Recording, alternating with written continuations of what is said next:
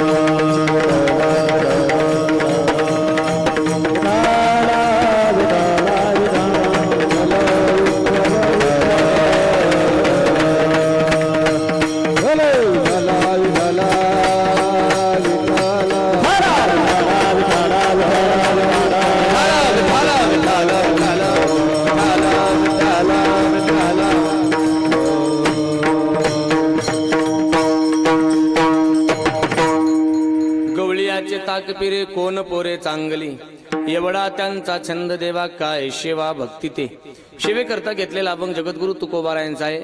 आजच्या अभंगातून जगद्गुरु तुकोबाराय हे भगवंताला भक्ताचा किती छंद लागलेला असतो ते सांगतायत। तुकोबाराय म्हटले भगवंताला देवाला भक्ताचा छंद असतो, अंतकरणामध्ये भगवंताच्या भक्ताबद्दल आत्मीयता असते, प्रेम असतं। किती प्रेम असतं तर महाराज म्हटले भक्ता करता देव कोणती कसोटी पार करण्याकरता तयार असतो। महाराज नेहमी भक्ता करता देव काही करण्याकरता उभा असतो। घात आघात निवारी छाया पितांबरे कधी मागे पुढे उभा आहे सांभाळीत, हे सगळे प्रमाण आपल्याला माहित आहे। पण लक्षात घ्या तुकोबारायाने आजच्या अभंगामध्ये सरळ सरळ सांगितलंय की असंच नाही एवढं देव का करतो, कारण भगवंताला भक्ताचा छंद आहे। किती आहे तर त्याचं मोजमाप नाही, एवढा त्यांचा छंद देवा। आता एवढा शब्द महाराजांनी दुसऱ्या चरणामध्ये टाकलेला आहे, एवढ्या शब्दाचा काय आपण माप लावू शकत नाही। एवढ्या शब्दाचं काय आपण मोजमाप करू शकत नाही. एवढा म्हटलं की एवढाही होतं, एवढा म्हटलं की एवढाही होतं, आणि एवढा म्हटलं की केवढाही होतं. त्याचा काही माप नाही महाराज. एवढ्या शब्दाचा माप नाही. आणि ही मराठी भाषेची श्रीमंती आहे. एवढ्या शब्दाचा मापच नाही. एवढा शब्द केवढाही होऊ शकतो. आणि म्हणून भगवंताला जो छंद लागलाय भक्ताचा, तो मापात नाही, मापातला नाही. किती मोठा आहे तो. आजच्या अभंगातून जर आपण विचार केला तर एवढा शब्द हा भगवंताच्या स्वरूपासंबंधी आपल्याला पाहायला भेटेल. एवढा प्रभू भावे तेने संपुष्टी राहावे. एवढा प्रभू. आता एवढा प्रभू, त्याच्यामध्ये केवढा प्रभू हे आपण बघू शकत नाही. एवढा प्रभू, त्याचा अंत आपण लावू शकत नाही.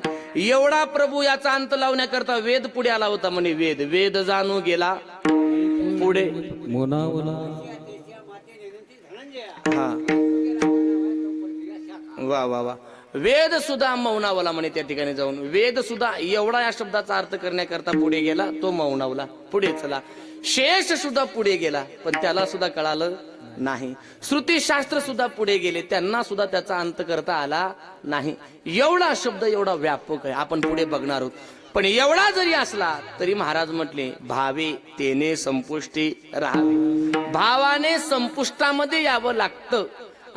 तसा तो कशाने वाकत नाही महाराज. पण भक्ताच्या समोर भक्ताचा एवढा छंद लागलेला असतो त्यानं, तरी महाराज म्हटले भक्ताच्या मागे पुढे करतो. काय असं केले असेल त्यांनी, काय सेवा भक्ती, ते काय त्यांची भक्ती असेल, काय अशी त्यांची सेवा असेल की एवढा मोठा देव त्यांच्या मागे पुढे करतो. महाराज म्हटले छंद देवाला आहे. पण किती छंद आहे. आता आपल्यालाही छंद असतात, पण काही ठिकाणी आपले छंद मोडून जातात. एखाद्या गोष्टीचा नाद असतो आपल्याला, माणसं नादिक असतात. एखाद्या गोष्टीचा नाद असतो, पण काही कारण असतो माणसाचे नाद निघून जातात, कालांतराने जातात की नाही. मग तसं काही त्याच्यामध्ये काही बंधन आले की तो नाद निघून जातो म्हणे. कोणतं बंधन? अस्वच्छतेचं बंधन आलं की नाद निघून जातो कोणत्या कोणत्या गोष्टीचा. परत आपल्या लेवलचं बंधन आलं की तो नाद निघून जातो. आणि तिसरं सुंदरतेचं बंधन आलं की तो नाद निघून जातो. पण तुकोबाराय म्हटले भक्ताच्या ठिकाणी कसले बंधन नाहीत, भगवंताच्या ठिकाणी कसले बंधन नाहीत.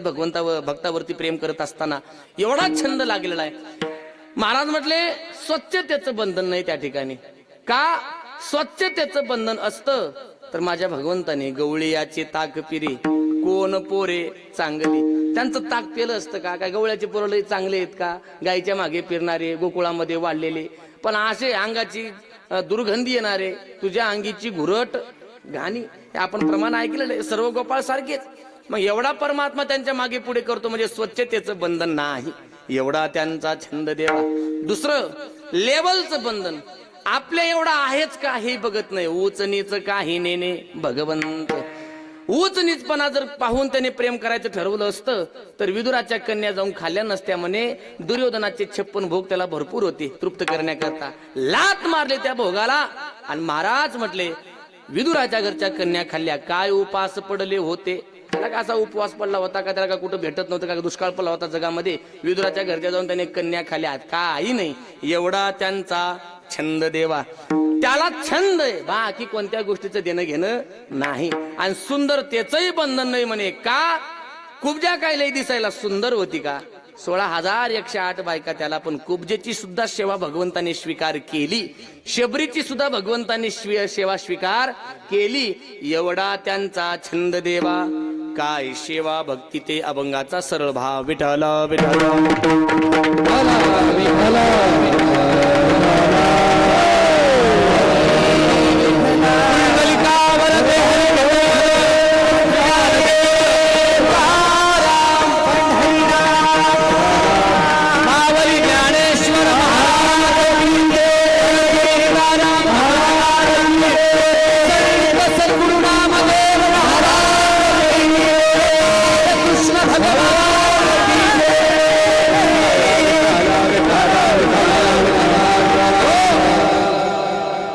शेवीला सुरुवात करण्या अगोदर थोडासा परिहार द्यायचा. तो म्हणजे असा.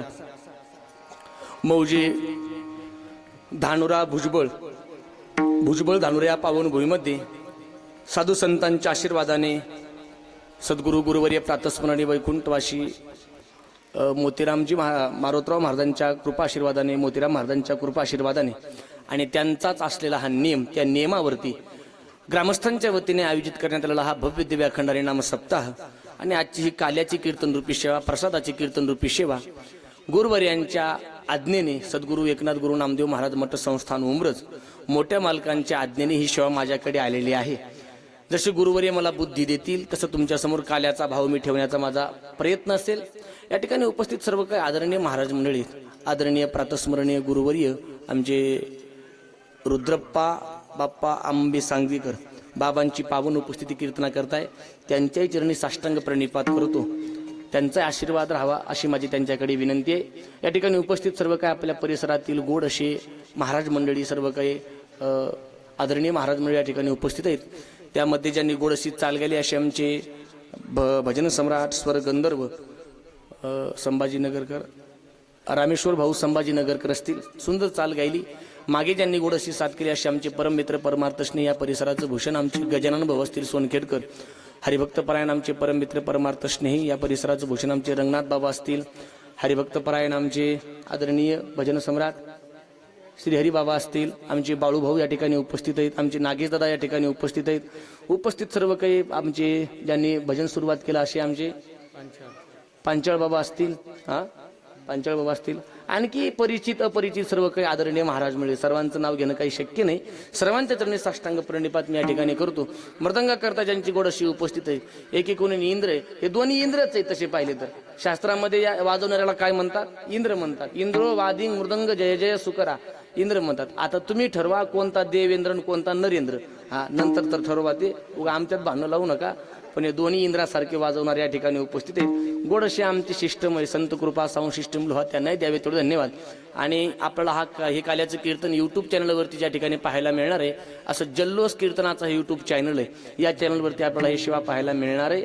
आमचे आर्यन पाटील असतील, त्यांनाही द्यावे तेवढे धन्यवाद. आणि काल्याचा भाव आपल्याला पाहायचे. उपस्थित सर्व मायबाप सज्जन तुम्ही या ठिकाणी जमलेला आहात.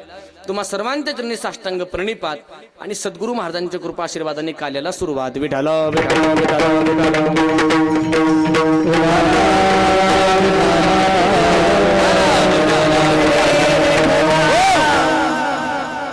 जगद्गुरु तुकोबरायाच्या अभंगातून भगवंताला लागलेला भक्ताचा छंद सांगतायत.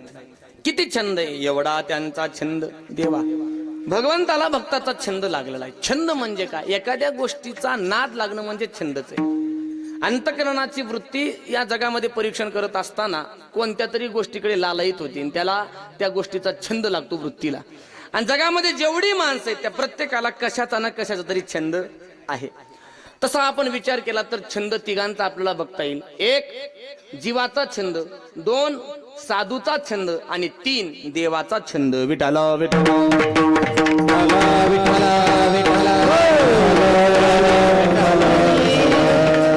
आपल्याला भगवंताच्या छंदातून अभंगामध्ये प्रवेश करायचं. लक्ष देऊन ऐका. एक छंद आहे जीवाचा, एक छंद आहे साधूचा आणि तिसरा छंद आहे देवाचा. जीवाला वेगळा छंद आहे, साधूला वेगळा छंद आहे आणि देवाला वेगळा छंद आहे. जीवाला कशाचा छंद आहे तर महाराज म्हटले, इथं आपण जेवढे बसलोय इथं एकाला एक छंद नाही, एकाला एक नाद नाही. इथं वेगवेगळ्या नादाची माणसं, नाद म्हणजे छंद म्हणतोय मी, दुसरं काय मनात घेऊ नका. म्हणजे माणसं नादिक, कोणत्याही गोष्टीचा एखाद्या गोष्टीचा नाद असतो माणसाला. इथं एकाच छंदाचे माणसं तुम्हाला भेटणार नाही. बहुता छंदाचे बहु असे जण. तुकोबाराय म्हटले बहुता छंदाचे बहु असे जण. वेगवेगळ्या छंदाचे माणसं आपल्याला पाहायला भेटतील. एवढंच नाही, आता इथं कीर्तन चाललंय, इथं कीर्तन ऐकण्याकरता का एका परीचे माणसं आलेत का? एका परीचे नाही म्हणे. मग इथं कीर्तन ऐकण्याकरता 8 परीचे माणसं आलीत. 8 परीचे. कोणकोणते? गाते, श्रोते आणि पाहते, चतुर, विनोदी, दुश्चिते, सोहंभावे, पूर्ण ज्ञाते, या सकळाते विनवणी. एवढे माणसं आलेत म्हणजे कीर्तन ऐकण्याकरता. विठाला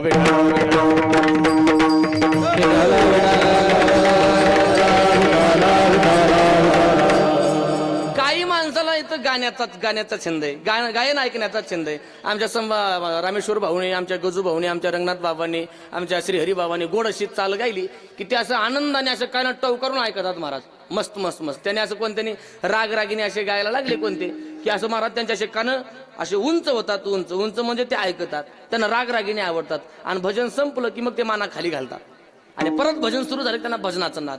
ज्याला राग रागिण्या कळतात त्यांना बरं का, आणि ज्याला रागच कळत नाही यांनी आमच्या महाराजांनी राग गायले की त्यांना बसलेला राग येतो.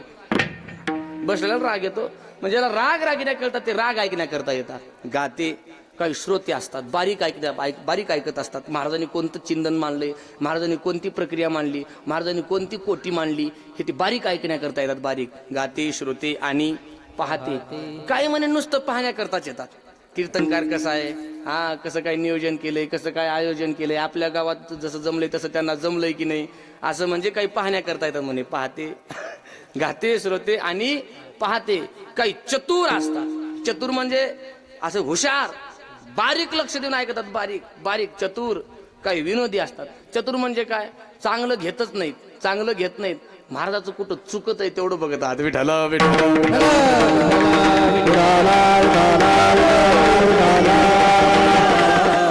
विनोदी, दुश्चिते, अशा 8 प्रकारचे लोक, वेगवेगळ्या छंदाचे माणसं आपल्याला बघायला भेटतील. असे प्रत्येक गोष्टीच्या ठिकाणी 8 माणसं आपल्याला दिसतील. 8 माणसं म्हणजे वेगवेगळ्या छंदाचे माणसं आहेत. तरी सुद्धा सगळ्या लोकांना एकाच छंदामध्ये बसवायचं असेल तर कशामध्ये बसवाल आपण? तर महाराज म्हटले जीवाचा छंद थोडा वेगळा आहे. जीवाचा छंद कशाचा आहे? मूढ जना छंद लावण्याचा, मूढ जना छंद.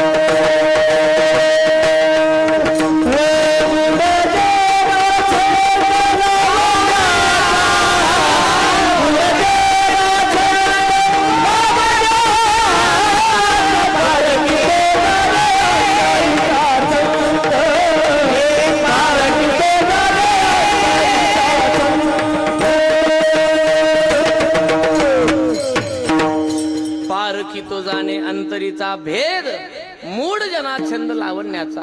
जीवाला छंद बाहेरच्या गोष्टीचा आहे. जे चांगलं दिसतं ते माणसाला काय होतं, आवडतं. याचा छंद आहे याचा. आणि सध्या बघा तुम्ही, आमचा जास्त खर्च खाण्यावर नाही, आमचा जास्त खर्च फिरण्यावर नाही, आमचा जास्त खर्च हे कशावर आहे? सौंदर्यावर आहे. सौंदर्यावर. प्रत्येकाला वाटतं लावण्य चांगलं असलं पाहिजे, मी चांगलं दिसलो पाहिजे, याच्याकरता माणसं सध्या हे आहे. मी रूपवान दिसलो पाहिजे, चांगलं दिसलो पाहिजे.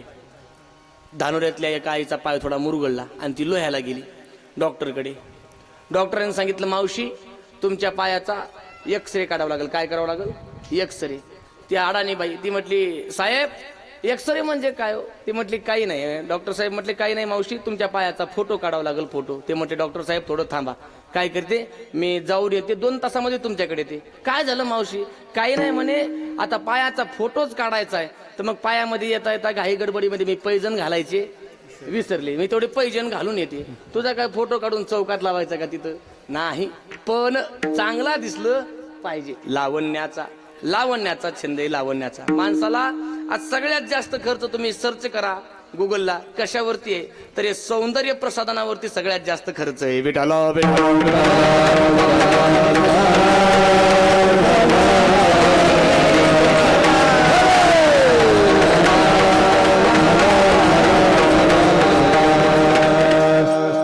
चांगलं दिसण्याकरता. आणि चांगल्या माणसालाच किंमत आहे असं बरं का. सध्या रूपाचं खूप मोठं भांडण आहे जगामध्ये. रूपाचं आपल्या इथं तेवढं नाही, पण तुम्ही तिकडे अमेरिका जा, अमेरिकेमध्ये भांडणं त्या सौंदर्याकरता. तिथं जेवढी किंमत पांढऱ्या माणसाला आहे तेवढी किंमत काळ्या माणसाला. 2 प्रकारची माणसं आहेत अमेरिकेमध्ये, एक कृष्णवर्णीय आणि एक गौरवर्णीय, असे 2 प्रकारचे. कृष्णवर्णीयाने जर एखादा गुन्हा केला तर त्याला भयंकर शिक्षा आहे, आणि तोच जर गुन्हा एखाद्या पांढऱ्या माणसाने केला तर त्याला तेवढी मोठी शिक्षा. महाराज आहे तिथं कलरचं भांडण, आपल्या इथं तसं नाही महाराज. आपलं बरं आहे, आपला सेम टू सेम चालतं सगळा कायदा. एक लक्षात घ्या, मला सांगायचंय भांडण नाहीत रूपा करता. बरं रूप काय आपल्या हातामध्ये आहे का? जसं भगवंतानी दिलंय तसं राहायचं.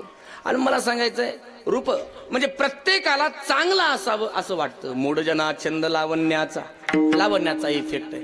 बरं जे स्वतः धड नाही त्याला सुद्धा आपल्याला चांगलंच भेटावं अशी इच्छा आहे. विठाला विठाला विठाला.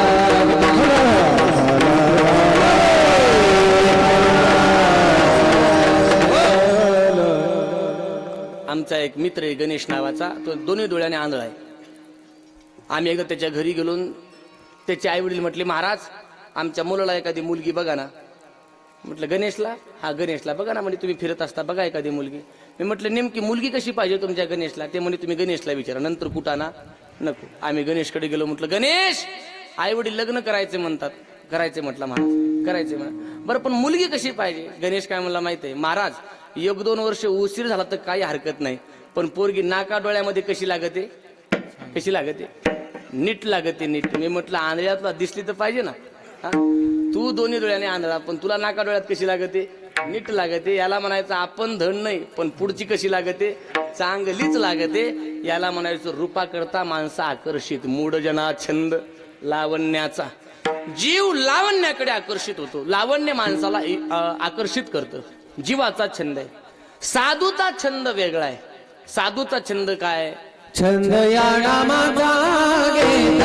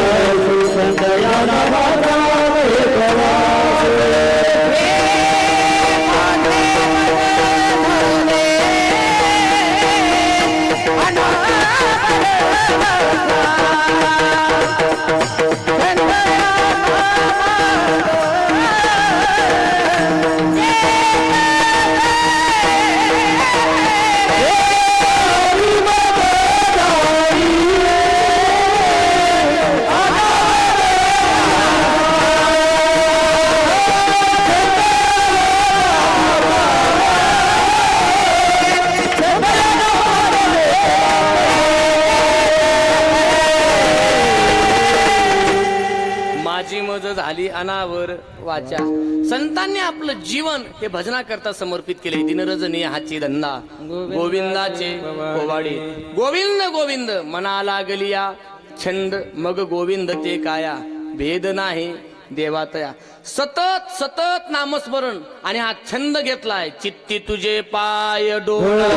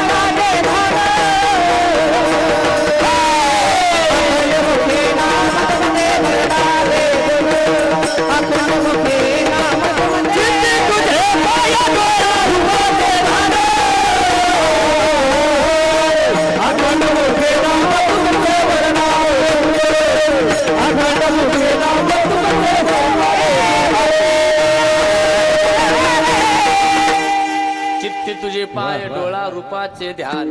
अखंड मुखी नाम तुमचे वर्णा वेगून. याला म्हणायचं भजनाचा छंद. भजनाच्या समोर त्यांना आपला प्रपंच सुद्धा कळाला नाही. प्रपंच सुद्धा. तुकोबारायांचा मेहुणा आला होता तुकोबारायांकडे, आणि जेवण्याकरता बसल्यानंतर भाजीमध्ये मीठ कमी पडलं. न जेवता निघून गेला. जिजामातेने शिव्या दिल्या. आपला प्रसंग सगळा माहिती, मी टच करून चाललोय फक्त. शिव्या दिल्या. मालक वाणी तिनेचा माझा भाऊ कधी नाही ते आला, आणि तुमच्यामुळे उपवाशी निघून गेला. उपवाशी निघून गेला का शिव्या देते मला? अहो तुमच्या करता तुमच्यामुळे निघून गेला. सांगावं ना भाजीमध्ये मीठ कमी पडले. तुकोबारायने म्हणावं आवले अगं तुझ्या भावाच्या पोटाचं काय सांगते, भजनाच्या पुढे मला माझ्या पोटाचं कळत नाही. काय खातो आम्ही, कसं या कैसं लागते. नेलो मग एक लक्षात घ्या, भजनाचा एवढा छंद लागला त्यांनी, कशाचीच पर्वा केली नाही, कशाचीच. मीराबाईचा विचार करा तुम्ही, कोणाची पर्वा केली नाही. विष का प्याला राजा जिने भेजा, पीवत मीरा हासी, लोग कहे मीरा भैरे बावरी, बाप कहे कुलनासी रे. बघ घुंगरू बांध मीरा नाच रे, बघ घुंगरू बांध मीरा नाच रे, बघ घुंगरू बांध मीरा नाच रे, बघ घुंगरू नाच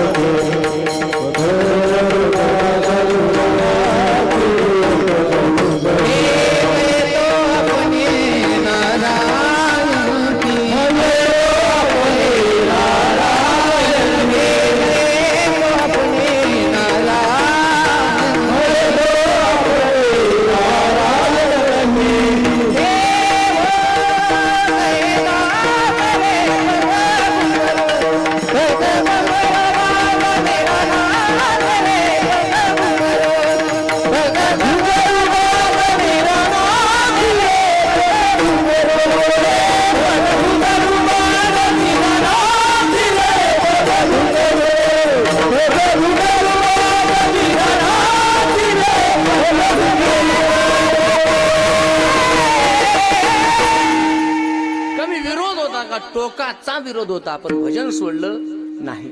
मारण्याचे प्रयत्न झाले, भजन सोडलं नाही. याला म्हणायचं देह जाओ अथवा राहो. हा देह जाओ, पण समर्पण जे दिलंय ना त्या ठिकाणी, ते काही झालं तरी तुटणार नाहीये आमचं. हा छंद आहे भगवंताचा, हा छंद आहे परमार्थाचा, हे समर्पण आहे साधूच. एक लक्षात घ्या, तुलसीदासजी महाराजांनी रामायण लिहिलं, तुलसी रामायण खूप गोड लिहिलं. मंगल भवन अमंगल हारी, द्रवभु सुदशरथ अजर बिहारी, राम शिया राम शिया राम. गोड रामायण लिहिलं, एक एक जर वाचलं ना अंतकरणाचं भरून येतं, ऐकावंच वाटतं, ऐकावं. आणि वाचलं अकबर, आणि त्या काळचा सम्राट अकबर म्हटला तुलसीदासांना, महाराज सोन्याचा पाऊस पडेल तुमच्या अंगावरती, ते भजन सोडा आणि तुमच्या मुखामध्ये माझी स्तुती सुरू करा. तुलसीदासजी काय म्हटले महाराज, म्हटले माहित आहे, म्हटले सम्राट तू मोठा आहे, तू बादशाह आहे, तू काही करू शकतो, मला विकतही घेऊ शकतो आणि मला मारूही शकतो, पण ऐक, विकत तुला तुझ्याजवळ यायला काही हरकत नाही, पण मी अगोदर कोणाच तरी झालोय, आता तुझा होऊ शकत नाही. हम चाकर रघुवीर के पटो लिको दरबार, अब तुलसी क्या होईंगे नर के मन सबदार. अगोदर आम्ही सेवा स्वीकारली, त्याला म्हणायचं साधूला असणारा छंद. विठला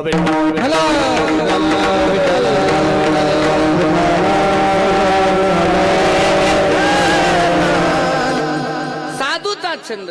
माझे जीवीचे आवडी पंढरपुरा नेनगुडी, हा संतांचा छंद आहे. हा, आणि महाराज हा छंद, त्यांच्या सहवासामध्ये जेवढे राहिले तेवढे सुद्धा पतित असणारे पावन झाले, याच तत्वामुळे. लक्षात घ्या, हा साधूचा छंद, जीवाचा छंद घाताला नेणार आहे, साधूचा छंद कल्याण करणार आहे. आणि देवालाही छंद आहे म्हणे. देवाला कशाचा छंद आहे, तर देवाला त्याच्या भक्ताचा छंद आहे. आता कसं आहे काही नाही, आपण सगळे उदाहरण आपल्याला माहित आहेत, पण किती आहे तर अभंगाच्या दुसऱ्या छंद देवा, एवढा छंद देवा,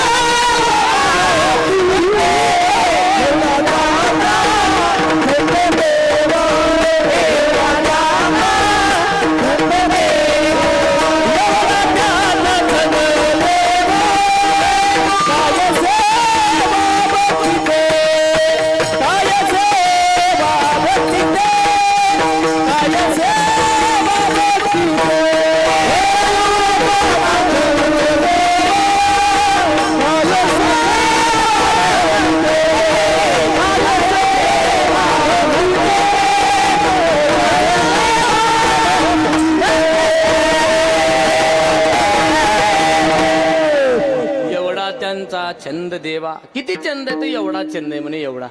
आता एक लक्षात घ्या, एवढा शब्दामध्ये आपल्याला छंदही बघता येईल आणि एवढ्या शब्दामध्ये त्याचं स्वरूपही बघता येईल. एवढा आहे तो, पण एवढा असून सुद्धा एवढा छंद आहे. एवढा म्हणजे आता केवढा आहे? त्याचं काही सामान्य रूप आहे का? म्या बोलविल्या वेदू बोले, म्या चालविल्या सूर्य चाले, म्या हलविल्या प्राणू हाले, जो जगाते चाळिता, गतीर भरता प्रभू साक्षी, निवास शरणम सुहृत, प्रभव प्रलय स्थानम निधानम बीजम अव्ययम. हे त्याचं स्वरूप आहे. स्वरूप काय सोपं नाही. तुझी या सत्तेने वेदाशी बोलणे, सूर्यासी चालणे दुनिया बळे तुझ्या बळे, सूर्यासी चालणे दुनिया बळे,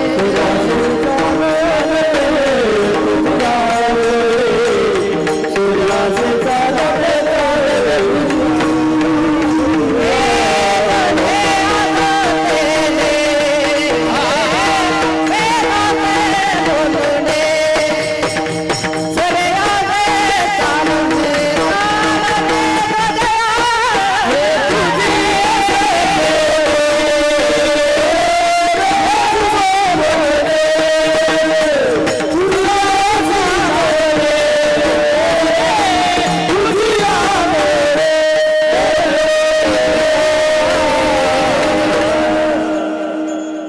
सत्तेने वेदाशी बोलणे, सूर्याशी चालणे तुझ्यामुळे. एवढा मोठा आहे परमात्मा. परमात्मा काय सोपा आहे? अनंत ब्रह्मांडे एके रोमी ऐसे देंडे. एका रोमात आहेत म्हणे, रोमामध्ये. एवढा तो मोठा आहे. ब्रह्मांड काय एवढंच आपल्याला दिसतं तेवढं नाही.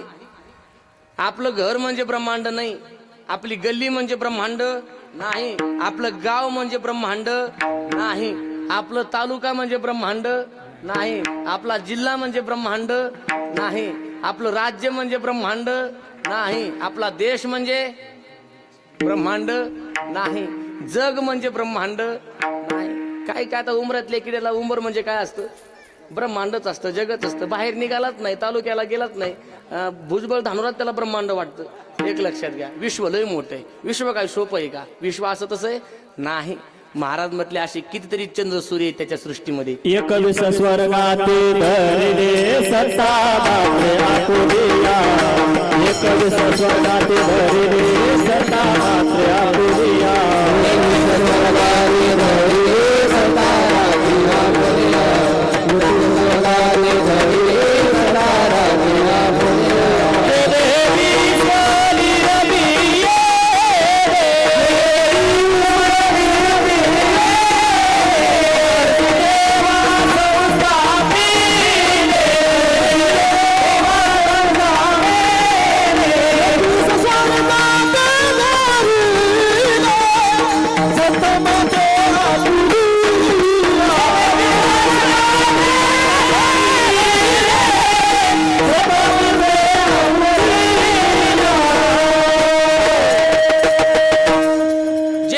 स्वाली रबिये महर्षी देवा संस्था पिले. काय विश्व सोपं आहे?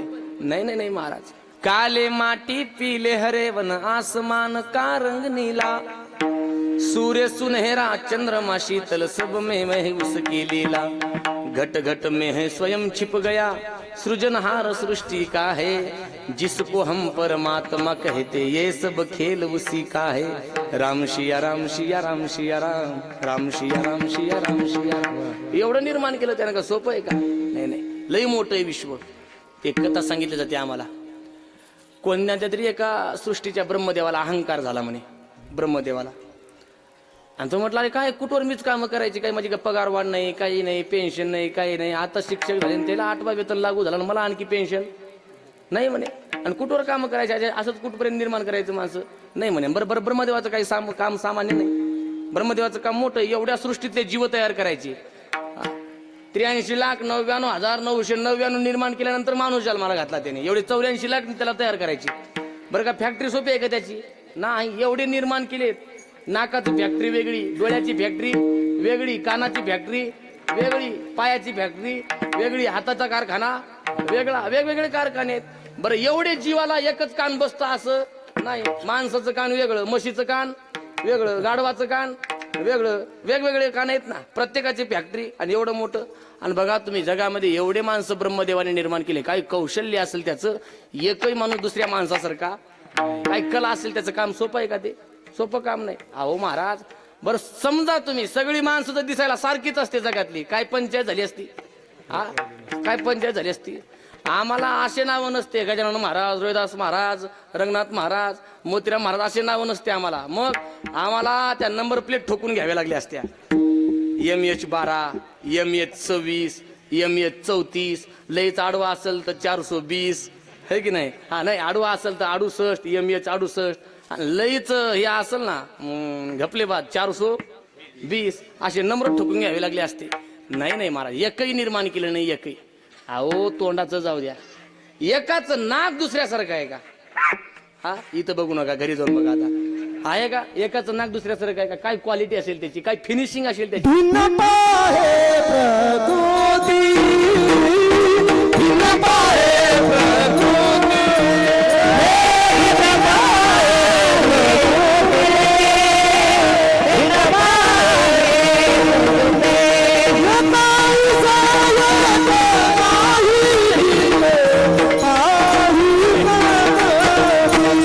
भिन्न पाहे प्रकृती, भिन्न पाही प्रकृती.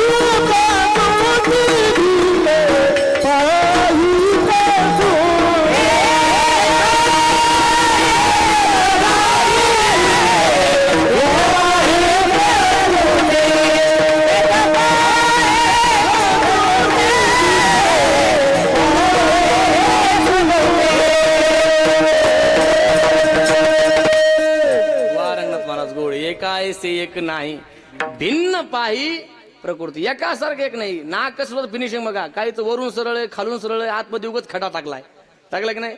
काहींचं वरूनही सरळ, आतूनही खालूनही सरळ, मध्ये गतिरोधक वाढवलंय बघा तुम्ही. काही काही काही काहींचं अगदी धारदार असतं, पण पावसाळ्याची झड हमखास असते, कधी पण बघा पावसाळ्याची झड.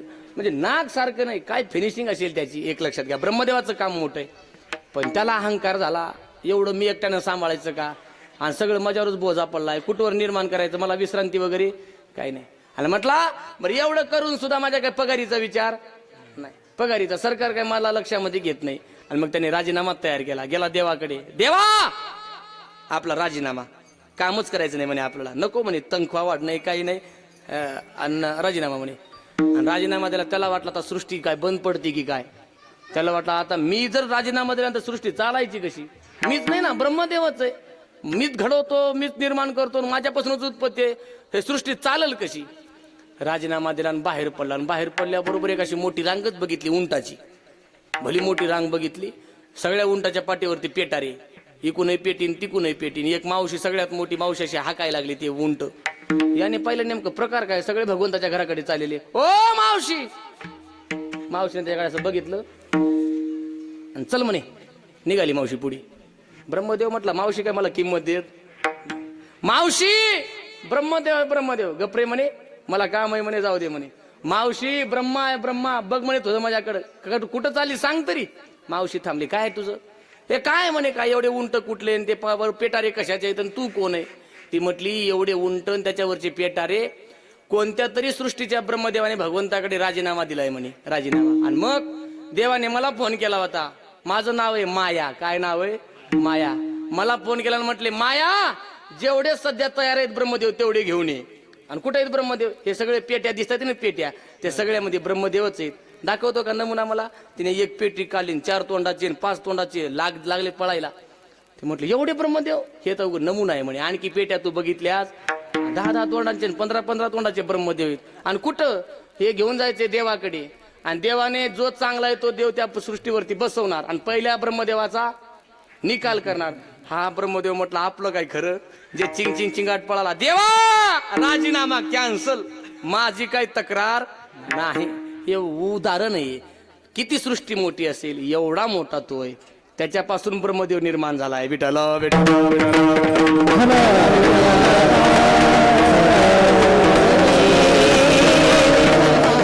एवढा प्रभू भावे, एवढा तो मालक मोठा आहे, पण एवढा असून सुद्धा स्वरूप त्याचं एवढं मोठं आहे. किती स्वरूप आपण भागवत ऐकले, भागवतामध्ये 3 स्वरूप सांगितले, सत चित आनंद रूपाय. हे 3 स्वरूप त्याचे. सत म्हणजे सगळीकडे जगामध्ये, कालही सत्य, आजही सत्य, आणि जे उद्याही सत्य राहणार आहे. सत्य तू सत्य तू सत्य तू विठ्ठला. जो चित आहे चैतन्य म्हणतात त्याला. सर्वा घट्टी राम देहा देही एक. सर्वा घट्टी राम देहा देही एक. सर्वा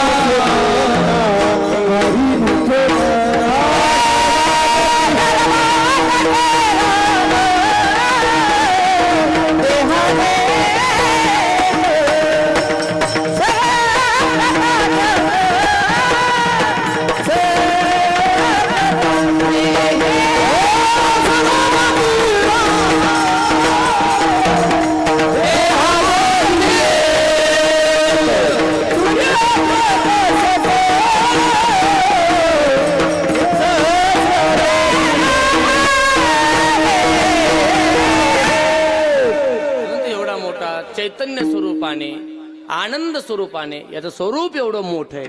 पण एवढं मोठं स्वरूप असून सुद्धा भक्ता करता सामान्य होतो. एवढा त्यांचा छंद. एवढा छंद आहे म्हणे. एवढा किती छंद आहे. तर आपण भक्त मालिका बघितली. एका एका भक्ताचं बघा चरित्र. काय काय त्याने कोणाकोणाची कामं केलीत. काय काय नाही ते कामं केली. पडेल ते कामं केली. पडेल ते भगवंताने. एवढा छंद आहे भगवंताला भक्ताचा. काय त्यांची सेवा असेल. काय सेवा भक्ती ते काय अशी त्यांची सेवा असेल. काय अशी त्यांची भक्ती असेल. काहीतरी सेवा आणि काहीतरी भक्ती असल्याशिवाय हे शक्य नाही. नक्की त्यांची सेवा नक्की त्याची भक्ती असेल. एवढा छंद आहे त्यांचा. पण ऐका, किती जरी मोठा छंद असला तरी काही बंधन त्या छंदाच्या मधामध्ये आले की ते छंद मोडून जातो.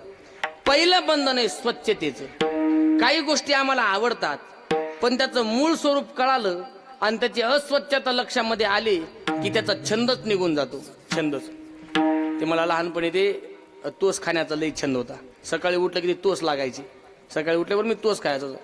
एके दिवशी वडिलांसोबत मी नांदेडला गेलो आणि ती तोस ज्या फॅक्टरीमध्ये तयार होतात की नाही, तोस ज्या कारखान्यामध्ये तयार होतात त्या कारखान्यामध्ये मी गेलो आणि ते बघितलं तोस कसे तयार होतात. त्या दिवशीपासून जे तोस खायचं बंद केलं ते आणखी हात लावला नाही. का? कारण मला आवडायचे पण त्याचं मूळ स्वरूप माझ्या लक्षामध्ये आलं. अस्वच्छता. तसं अस्वच्छता असली की छंद निघून जातो. तसं भक्ताबद्दल जो छंद आहे भगवंताच्या अंतकरणामध्ये, अस्वच्छता बघून काही छंद निघून जातो का? तर महाराज म्हटले नाही. अभंगाचं पहिलं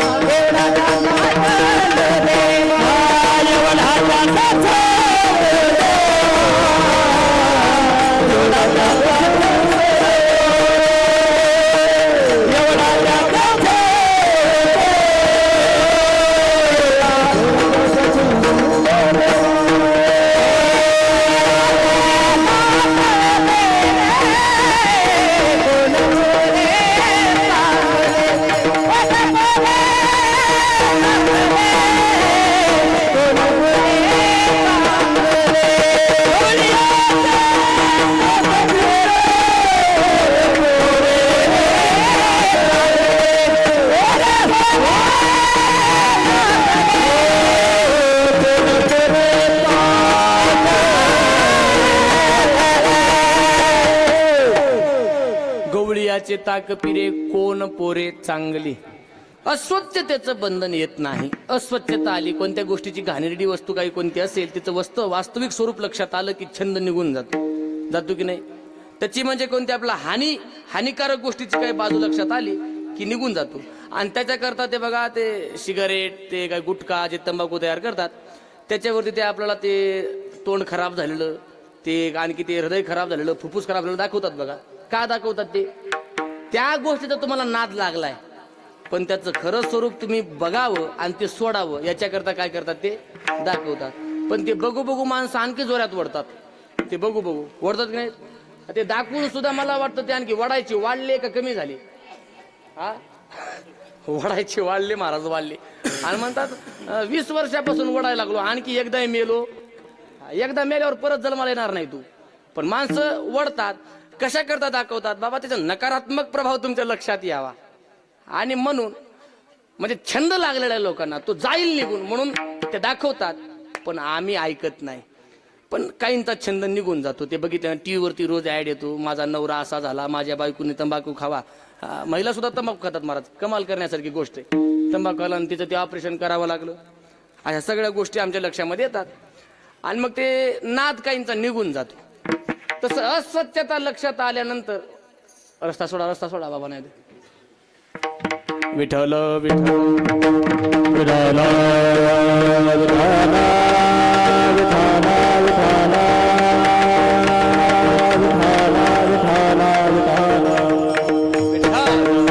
टाळी टाळी.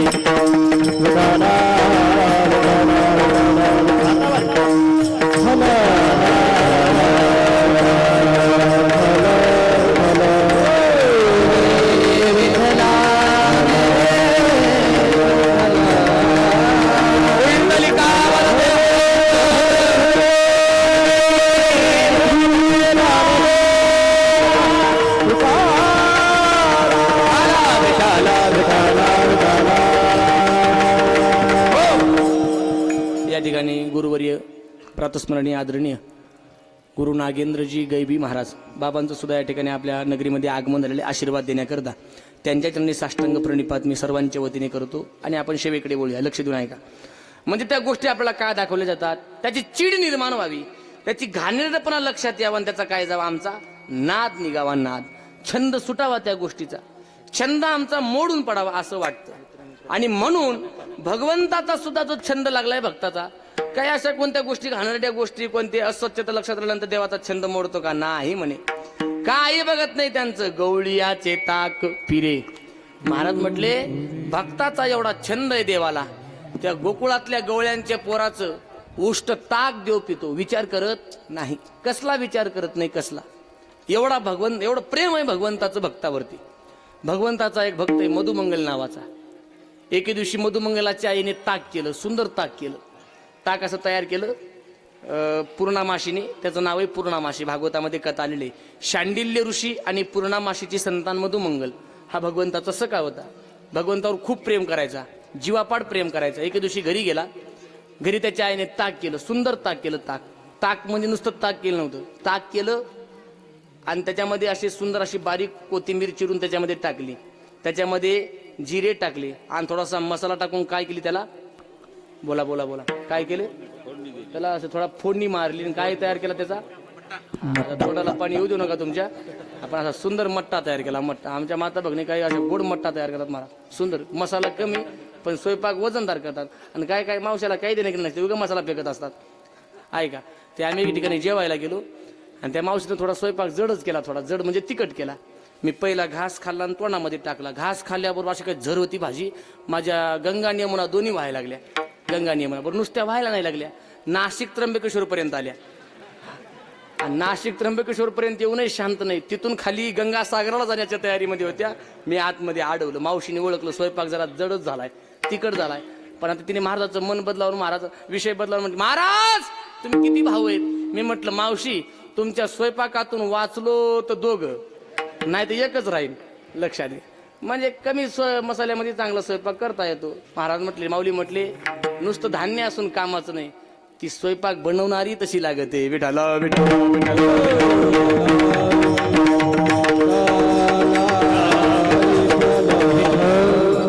त्याने असं सुंदर ताक केलं आणि मधुमंगलाने ताक पिलं. महाराज एवढा आनंद वाटला, वा वा काय गोड आहे. पण आता भगवंताला द्यायचंय, आई शिवा देईल, न्यायचं कसं? काय केलं माहितीये, त्याने आपल्या तोंडामध्ये ताकाची गुळणी तयार केली आणि धावतच गेला भगवंताकडे. भगवंत राजवाड्याच्या बाहेर इटी दांडू खेळत होते. भगवंताच्या जवळ गेला आणि भगवंताच्या जवळ जाऊन असं उभा राहिला. भगवंताने सर्व पाहिलं, मधुमंगलाची गाल दोन्ही फुगलेली. भगवंत म्हटले, मधुमंगला काय झालं तुला? काय गाल फुगी झाली? काय झाली नेमकं? काय झालं तुला? मधुमंगलाने करावं. अरे झालं काय नेमकं? काय नाही म्हणे, बस खाली, गुडघ्यावरती बस. भगवंत गुडघ्यावरती बसला. कोणालाच वाकत नाही बरं का तो, लक्षात घ्या, कोणालाच वाकत नाही तो. लग्नामध्ये सुद्धा बायकोच्या समोर वाकला. कोण तो? काय आताचा नवरदेव थोडाच होता, तेव्हाचा नवरदेव. राम अवतारामध्ये सीतामाईच्या समोर भगवंत वाकलेच नाहीत. शेवटी लक्ष्मण दादाला युक्ती खेळावी लागली. पाया पडण्याच्या निमित्ताने सीतामाईने माळ घातली, पण वाकले नाही. पण भक्ताने वाक म्हणल्याबरोबर देव वागतो. गुडघ्यावरती बसला. वर्तवण कर. वर्तवण केलं. उघड. उघडलं आणि उघडल्या क्षणी मधुमंगलाने जे ताकाची आणली होती ना गुळणी, ती भगवंताच्या तोंडामध्ये मारली पिचकारी. आणि ते ताक भगवंताने मोठ्या आनंदाने गटा गटा गटा पिऊन घ्यावं. गवळीयाचे ताक पिरे.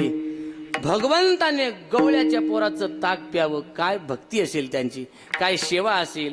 कसल्या प्रकारचा मनामध्ये त्याने तोंड धुतलंय की नाही, त्याने आंघोळ केली की नाही, दात घासले की नाही, कोणतं टूथपेस्ट वापरतो, कोलगेट वापरतो की पतंजलीचं वापरतो, का ते पेस्पो डंट वापरतो, कोणतं वापरतो, असा काही विचार केला नाही. काय विचार केला नाही. भगवंत म्हटले, तू आणले ना माझ्याकरता भावनेने, मग मी पिणार. याला म्हणायचे एवढा त्यांचा छंद देवा. एवढा छंद आहे भगवंताला, भक्ताचा एवढा छंद आहे. कसल्या प्रकारचा मनामध्ये भाव नाही. शबरी काय लय नीट होती का? नाही, पण तिचा भाव शुद्ध होता. पाय जोडी भावाची, पाय जोडी भावाची,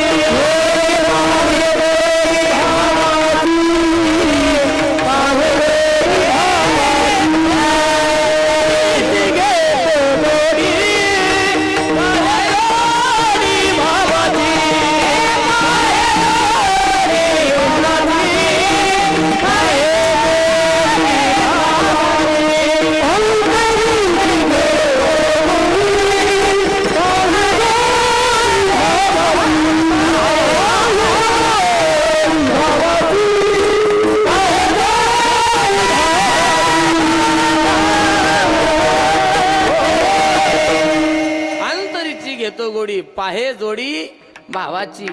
शबरीला लाख समजावून सांगितलं, अरे शबरी, आम्ही हजारो वर्ष तपश्चर्या केली आणि आमच्या स्वप्नात आला नाही. आणि काय बसली तू वेळेने, रोज रस्ता झाडते, रोज ते फळं जमा करते, दात तसे कधी घासायची नाही, तोंड बोरं फोडून देवा करत. कोण येणार आहे खायला तुला?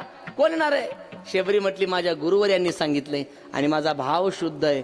मिल जाओ राम तरसर ही अखिया, तरसर ही अखिया, बरसर ही अखिया, मिल जाओ राम तरसर ही अखिया.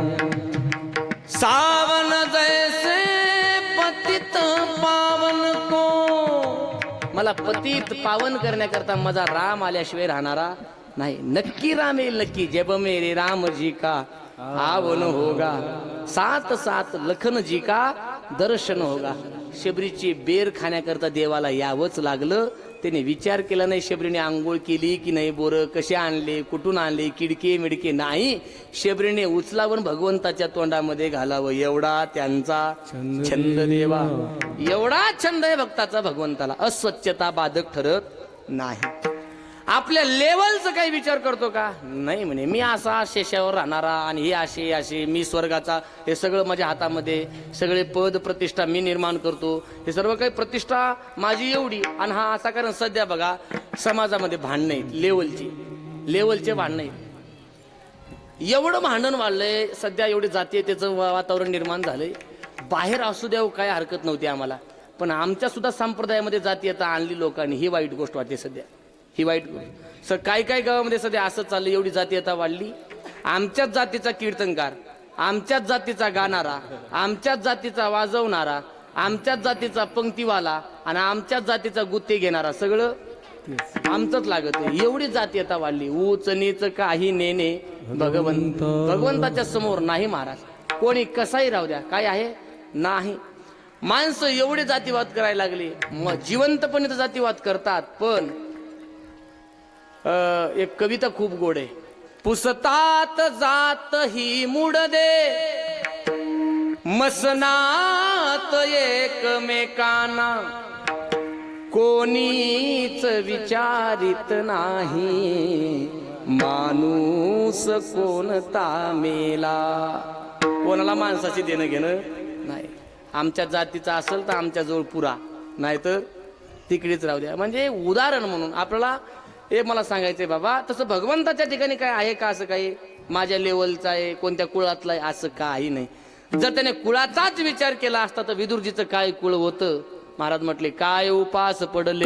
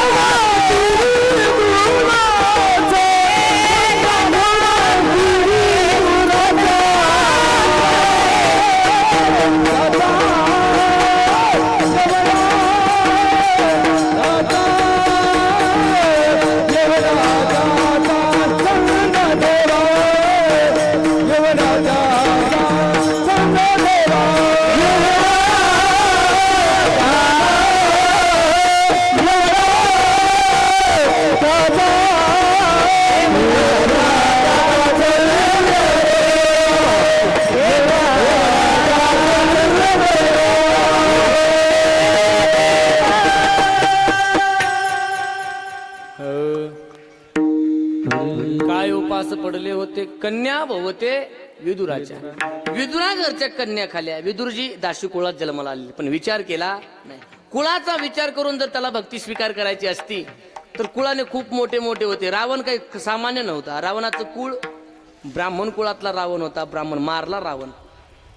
कुळात कोण जन्माला आला आणि कुठं जन्माला आला बघत नाही. तुमची भक्ती काय आणि त्याचं समर्पण काय हे लक्षात घेतो देव. आणि म्हणून विदुरजीचं समर्पण होतं भक्तीमध्ये. देहभान हरपून विदुरजीने भक्ती केली.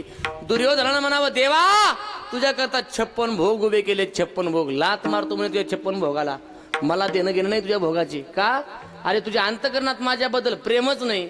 आणि जिथं आपल्याबद्दल प्रेम नाही, सोन्याचा घास असला तरी खायचा, सोन्याचा घास राहू द्या. आणि जिथं आपल्याबद्दल प्रेम आहे, झोपडी असू द्या झोपडी, तिथं 2 घास खाल्याशिवाय उठायचं. तुझ्या अंतकरणात प्रेमच नाही. तुलसीदासजी म्हटले, आवत ही हर्ष नाही, नैन नाही स्नेह, तुलसी तहान जाईये, कंचन बरसत मेह. विठ्ठल विठ्ठल विठ्ठल.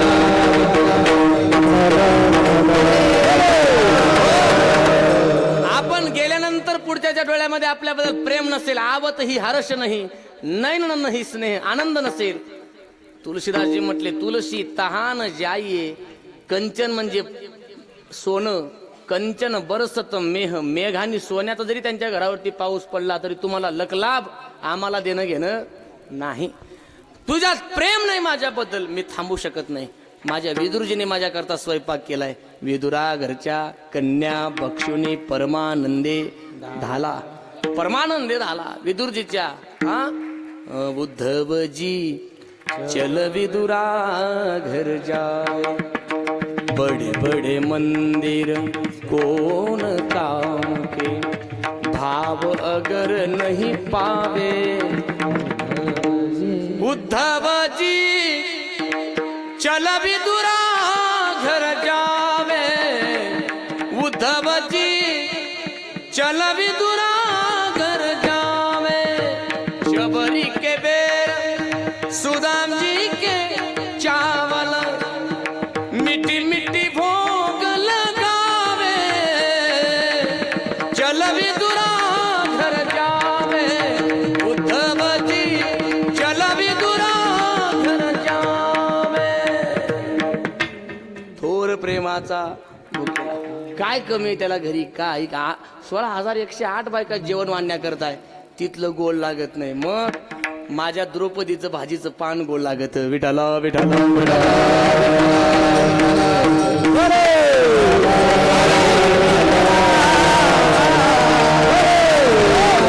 आणि म्हणून लेवलचं बंधन नाही आणि स्वरूपाचं बंधन, अभंगाचं शेवटचं.